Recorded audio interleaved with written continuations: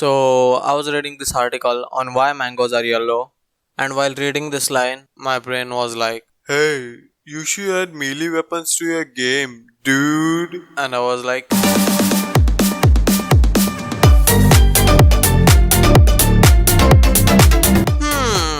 what's a melee weapon? I see you asking there.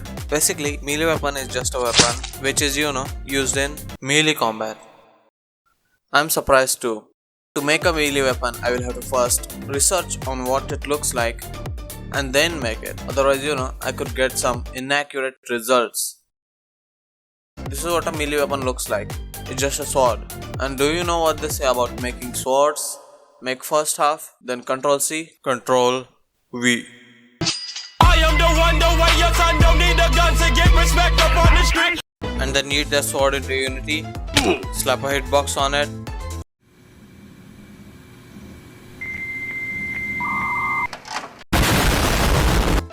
shrink the sword a bit. Sword. Looks pretty good in game. Let's try it out.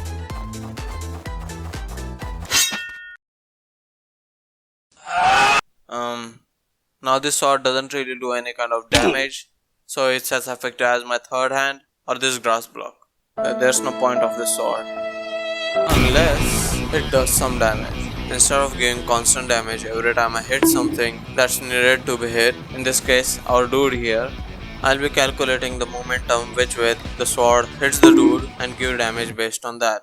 I think that will be pretty easy to add since I've been working with physics for quite some time now. No. For the sword to do damage, first I will have to make the health for the enemy to do damage to.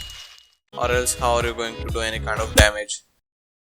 Now I have two options here. First is to make the enemy as a whole take damage, just like in every other game that exists. Or I could make the different body parts take individual damage whenever they are hit, and when their health reaches 0, I can just...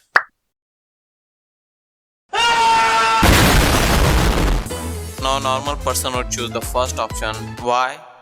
Because it's easier to do. But the thing is, I'm a game developer. and after speedrunning through all the variables and rest of the stuff,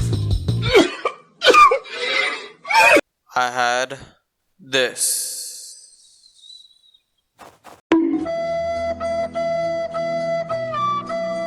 And sometime after that, I had this.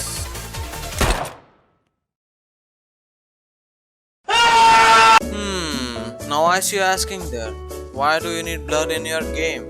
Well, first of all, kiddo, it's not my game, it's our game. And second of all, yes. And now, I have to make the sword do damage to the dude, because I can only damage the dude with the guns, my hands, the street lights, the streets, the walls, and this box. But for the sword, I will have to do it differently.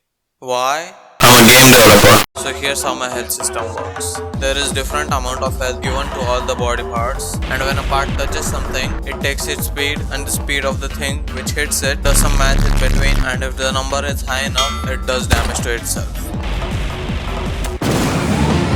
Who's that Pokemon? It's me, but with a different mic. I have a new mic now, but that's not the point of the video, is it? If you said yes, well then you're wrong.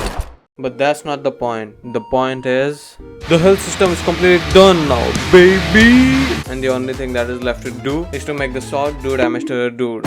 And to do that, I will yoink the code from the health system and eat it onto the sword. But instead of damaging itself, it will cause pain and suffering to others. Also with the code on the sword, I'll be able to do cool stuff like stabbing and other stuff of which I will be totally thinking in the future. But you know what's cool? You can finally do damage with the sword. And do you know what else is cooler? This axe. And do you know what's even more cooler? It's a freaking dark spear. I also added the ability to rotate the weapons. I don't know why, but it's there. I also made this knife to to shank people, and this katana, which is just a sword but you have more control over it. Also this box. Oh yeah, the box was already there, but I made some modifications.